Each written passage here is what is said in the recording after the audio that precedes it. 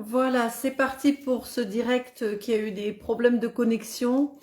Donc j'ai pas pu démarrer tout à l'heure, mais ça y est, c'est parti maintenant. On y va pour cette vidéo sur le thème des autres. Donc les autres dans le cadre du deuil, mais je vais peut-être me représenter pour ceux qui ne me connaîtraient pas. Je m'appelle Jannick Dumay, je suis une éclabousseuse de vie, une éclabousseuse de joie. Je me considère aussi comme être infini, hors définition. Et j'aime aussi me présenter comme canal de lumière, parce que je suis aussi devenue auteure, donc bientôt, là j'ai 2 livres dans les mains, mais bientôt j'en aurai 3. Donc il va y avoir encore tellement de jours, et puis le cahier des questions, et le suivant qui arrive très bientôt. Et puis aussi, healer, c'est-à-dire un peu fée, sorcière, magicienne, guérisseuse, pour que tu puisses transcender les intensités de la vie, explorer de nouveaux espaces de conscience et de lumière. Donc mon propos, c'est la vie, ma toile de fond, c'est la mort, le deuil, puisque je vis le deuil de mon fils aîné depuis 3 ans maintenant. Et il y a beaucoup de questions qui viennent en fait dans ce deuil. Alors voilà, j'ai une manière de le vivre assez déroutante pour d'autres personnes. Et en même temps, je traverse aussi ce que d'autres peuvent traverser. Il y a une question qui est souvent posée et que je vois aussi souvent dans les parents en deuil d'enfants que je rencontre, parce que j'en rencontre pas mal de par mon activité, et puis les choses se font comme ça aussi. Alors, c'est pas réservé exclusivement au deuil d'un enfant, ça peut être aussi tout ce qu'on appelle le deuil précoce. Et en fait, on parle souvent des autres. Alors, moi, je prends le contexte du deuil d'un enfant. Mais tout ce que je dis, vous pouvez le transposer pour d'autres situations. En fait, à partir du moment où tu vis quelque chose, on va dire de traumatisant, de choquant, de difficile, tu es dans, on va dire, voilà, tu vis cette expérience. Et il va se trouver que tu vas trouver des personnes qui vivent le même type d'expérience. Par exemple, je pense dans le cas de viol, d'inceste, de trauma, mais même aussi des choses sympas, je veux dire, de n'importe quelle sorte de handicap, entre guillemets.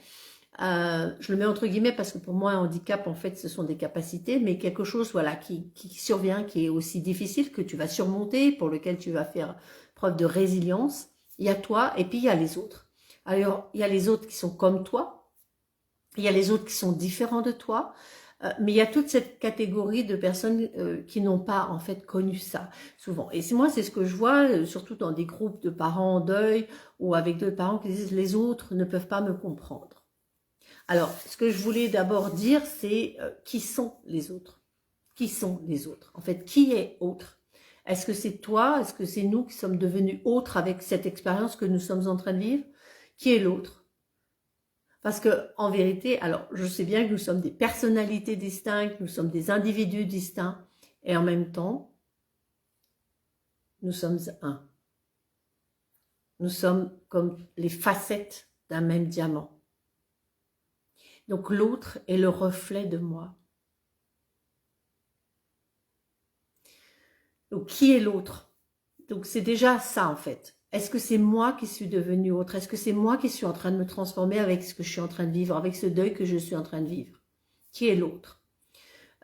Et ce qui est important pour moi, c'est qu'on puisse arriver à quelque chose, une communication, arriver à une relation avec les autres, entre guillemets. Je mets entre guillemets parce qu'en fait, les autres, ça peut être des proches, ça peut être des amis, ça peut être des collègues, ça peut être des gens qu'on rencontre, où la différence, on va dire, ça va s'affirmer parce qu'on va pas se sentir incompris. Mais qui est cet autre? Qui est cet autre qui ne me comprend pas? Qui est cet autre qui ne peut pas savoir? C'est moi, peut-être, qui refuse de parler. Là, j'ai eu quelqu'un qui m'a redit l'autre fois, dit, que quelqu'un que je n'avais pas vu depuis longtemps, puis qui me dit, oui, j'ose pas trop, je savais pas si je devais te souhaiter une bonne année ou pas, etc. Mais je dis, mais dans ces cas-là, pourquoi ne pas revenir à la simplicité? C'est quelque chose dont j'ai déjà parlé, mais je le redis encore, parce que c'est souvent tellement compliqué pour les gens. Donc, déjà, moi, en tant que personne en deuil, moi, en tant que traumatisée, etc., ne pas supposer que l'autre ne peut pas avoir d'empathie. Alors, bien sûr, il y a des personnes qui ont naturellement de l'empathie ou pas de l'autre, et je parle de la véritable empathie, celle qui est là, qui est capable de recevoir, qui est capable d'écouter, qui est capable de se taire aussi, et qui n'est pas là juste pour... pardon, pour donner des conseils et pour te dire tu devrais faire ci, tu devrais faire ça, mais t'inquiète pas, ça va passer, tu vas t'en remettre. Ou alors les personnes qui disent oh là là ma pauvre, ça va être tellement dur, ça doit être tellement dur, c'est terrible ce qui t'arrive. Quels autres avons-nous envie de fréquenter? Quels autres sommes-nous prêts à attirer à nous?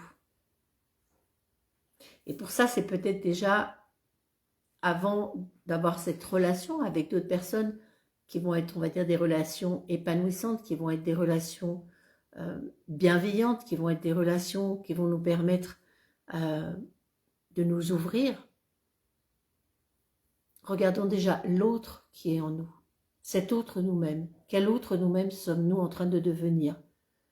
Bien sûr, il y a la tentation de se refermer, il y a la tentation de s'isoler, et ça peut être aussi requis pendant un certain temps, pour ne pas se faire entourer de personnes néfastes, de personnes qui, on va dire, enfoncent le couteau dans la plaie. Ça, c'est en lien avec ce que je viens de lire dans... Aujourd'hui, c'était ça, c'était dans... Il va y avoir encore tellement de jours, le passage que j'ai lu aujourd'hui, puisque je suis en lecture au fil des jours, où... Voilà, une copine que j'ai un peu perdue de vue vient d'apprendre ta mort par une connaissance commune. Très gentiment, elle m'appelle et me présente ses condoléances. Puis elle me répète plusieurs fois. C'est maintenant que ça va être dur. Oui, c'est après que ça va être dur. Ça va être dur jusqu'à la fin. Donc peut-être qu'on n'a pas envie de s'entourer de ce style d'autre. Mais cet autre-là, est-ce que je pourrais l'accueillir et lui expliquer peut-être ce que je vis véritablement? Donc, c'est peut-être déjà accueillir cet autre que nous devenons nous-mêmes avec l'expérience que nous sommes en train de vivre. Allez regarder en moi, voilà, va regarder en toi. Qu'est-ce que je suis vraiment moi en train de vivre? Allez le regarder, oser avoir les mots pour ça, arriver à l'exprimer. Et à ce moment-là, on peut entrer en communication, on peut entrer en lien, on peut aussi entrer en lien avec les autres. Et savoir aussi exprimer ce que nous désirons vraiment. Là, j'ai juste envie de sommeil. Je ne suis pas cohérente. Accueille-moi comme ça. J'ai pas envie que tu me souhaites une bonne année et en même temps, j'aimerais bien peut-être. Et pour les personnes, on va dire pour les autres, c'est peut-être aussi être dans cette écoute. Être dans l'écoute. Au lieu d'être dans la projection et de projeter ses propres peurs sur la personne qui est en deuil, qui est traumatisée, en fait, c'est se taire, écouter, accueillir. Sauf que tout ça, bien sûr, ça fait remonter les peurs, ça fait remonter, je dirais aussi, les pleurs. On a peur de pleurer, on a peur de... voilà, que ça remonte, que ça ressorte. Mais finalement, c'est déjà soi-même s'accueillir. Et soi-même aussi accueillir nos propres peurs, accueillir nos propres pleurs. Oser ressentir tout. Et oser être vulnérable, oser être authentique. Parce que quand tu vis quelque chose d'aussi intense que la mort de ton enfant, mais il peut y avoir d'autres événements qui sont aussi vraiment... la mort d'un parent quand on est jeune, enfin voilà, il y a plein d'autres choses, la mort d'un conjoint, il peut y avoir d'autres sortes de traumas aussi. C'est oser en parler, mais pas à n'importe qui, pas comme moi forcément, publiquement, mais oser déjà s'en parler à soi-même et oser observer, oser décrire en fait nos ressentis, ce qui se passe vraiment dans notre corps, dans notre tête. Et pour ça, bon, voilà, il y a des espaces à ouvrir, des espaces peut-être de partage, des espaces de parole, il y a des espaces pour ça, c'est pas forcément des lieux géographiques, mais voilà, ça peut être des personnes, des associations, des choses comme ça, des thérapeutes, enfin peu importe. Parce que la tentation de se couper en fait des autres, entre guillemets, elle est dangereuse pour moi. Elle est dangereuse. Comme si nous n'aurions vécu quelque chose et pas les autres. Et donc, ils ne peuvent pas me comprendre. Et alors, on va se retrouver que entre confrères, entre guillemets, confrères de souffrance, confrères de malheur, et se gargariser de notre souffrance, etc. Stop.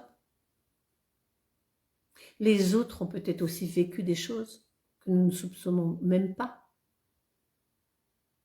De quoi nous targuons-nous? Donc, pour moi, c'est comme la mixité sociale. Oui, c'est la mixité de vécu, en fait. Et c'est ça qui donne de la richesse. C'est ça qui nous ouvre d'autres perspectives. Bien sûr, il y a un tri naturel qui se fait. Il y a des gens qui vont avoir peur de nous. Et si en parlant, si en exprimant vraiment ce qu'on ressent, nous arrêtions de leur faire peur aussi. Bon, ça ne change rien, hein. On ne va pas changer les gens, il y en a, ils auront toujours peur, ils ne voudront pas, comme, voilà, c'est dur, ça va être dur tout le temps. Mais si peut-être en allant vers plus de simplicité, vers plus de sincérité, nous invitions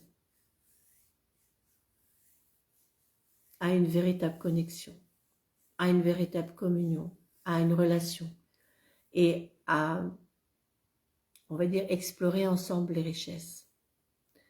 Accepter que les autres, entre guillemets, soient démunis aussi devant notre souffrance, devant ce que l'on vit. C'est pas facile de voir quelqu'un qui souffre. Je pense aussi bien quand on accompagne un malade, quand on voit quelqu'un voilà, qui est vraiment dans des galères, c'est pas facile. Ça peut être insoutenable, ça peut être insupportable. Parce que finalement, celui qui vit, il est dans la situation où, quelque part, il va aller chercher des ressources. Et l'autre, il voit ça de l'extérieur et se projette. Et peut-être que pour lui, ça paraît un truc insurmontable. Moi, avant la mort de mon fils, avant qu'il meure, mais enfin, je veux dire, le matin même de sa mort, je me dis, mais je pourrais pas, c'est pas possible, il va pas mourir. J'y arriverai pas, quoi. Enfin, bon, après, j'avais jamais fait de scénario en me disant oui, il va mourir, même s'il était malade, c'était un truc, mais non, c'est pas possible, quoi. C'était pas possible parce que j'étais persuadée de sa guérison, mais aussi parce que je pouvais pas envisager de pouvoir vivre après sa mort, quoi. C'était un truc, non, même si à un moment je dis oui, c'est vrai, on va s'en remettre, c'est lui qui doit vivre, mais non, euh, c'était inenvisageable. Donc pour les autres, c'est peut-être quelque chose aussi qui est inenvisageable. Et ça remue trop de choses pour eux. Donc laissons-les cheminer aussi. Mais ne nous coupons pas. Ne nous coupons pas des autres. Ne nous coupons pas de la richesse des relations. Et osons parler, osons être simples. Alors bien sûr, il va dire, ouais, mais moi, j'ai plus envie d'en parler parce que quand j'en parle, j'ai trop d'émotions. Voilà, je rencontre des gens comme ça, hein, qui, on va dire, qui ont mis une soupape de sécurité, qui ont mis un gros couvercle, toutes les émotions sont enfouies, la souffrance est enfouie, et on va dire, il y a un masque la journée, et puis voilà, il faut surtout pas que ça déborde, donc il faut pas en parler, parce que sinon ça va déborder. Et je peux comprendre qu'on adopte cette attitude, peut-être pour aller au travail, pour aller ailleurs, mais finalement c'est faux. Donc est-ce qu'on a envie de vivre une vie fausse? Ou est-ce qu'on a envie de vivre une vie authentique? Et quand tu vis quelque chose d'aussi bouleversant, aussi intense, c'est peut-être le moment de choisir une vie plus authentique. Et c'est souvent ce qui se passe après des traumas. Voilà, on va choisir de vivre, mais on va choisir de vivre autrement. On va choisir de vivre peut-être plus sans concession. On va choisir de s'ouvrir à autre chose. Alors parfois, ça peut prendre du temps. Peu importe le temps que ça prend. C'est déjà de choisir, de se dire, ouais, je sais. J'ai plus envie de faire semblant maintenant. Parce que voilà, la vie, elle peut s'arrêter d'un instant à l'autre. Ça nous remet quand même ça en place. La vie terrestre, hein, j'entends. Qu'est-ce que j'ai envie de vivre là maintenant? Est-ce que j'ai envie de vivre coupé des autres, coupé du monde? Ouais, peut-être, et c'est ok si tu as envie de ça. Mais de quelle richesse est-ce que je me prive en m'isolant? Donc, je dis bien, on peut avoir besoin de moments de retrait, de se couper aussi d'un brouhaha, mais trouver peut-être les personnes avec qui on va avoir des relations vraies, des relations authentiques, des relations sincères. Et c'est pas que avec les gens qui vivent la même chose que nous. Parce que même si ils sont dans des situations similaires, et je le conçois, hein, c'est vrai qu'il y a des choses, bah, on va capter tout de suite, quoi. Tu vas parler avec un parent deuil, il va capter tout de suite. C'est sûr. Mais pourquoi les autres ne capteraient pas? Parce que tu leur dis rien, parce que tu leur parles pas, parce que tu t'enfermes, parce que tu les isoles, toi tu te mets dans une case, toi, parent, orphelin de ton enfant, toi, voilà, qui a vécu ça, toi qui a vécu ça, et on reste dans des cases comme ça. Donc oui, c'est ok d'être dans des associations, de rencontrer des personnes qui vivent des choses similaires, mais c'est ok aussi de se mélanger,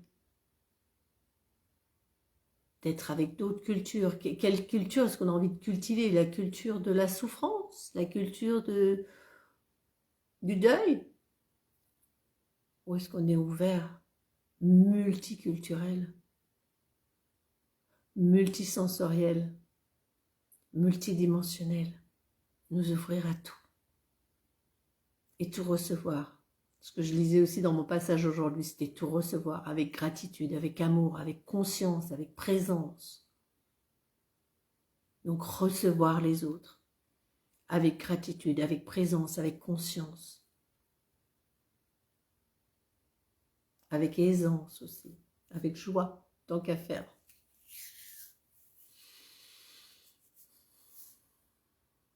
Donc les autres, l'autre,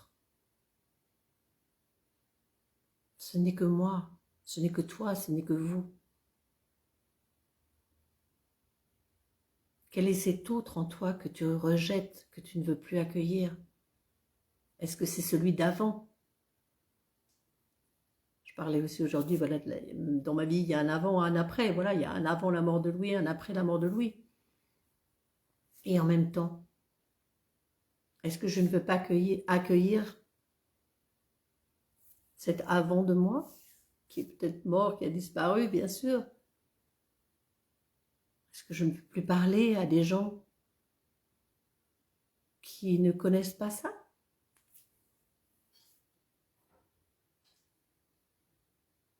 Donc ne nous coupons pas les uns des autres, ne nous coupons pas de nous-mêmes, ne nous coupons pas de nos ressentis.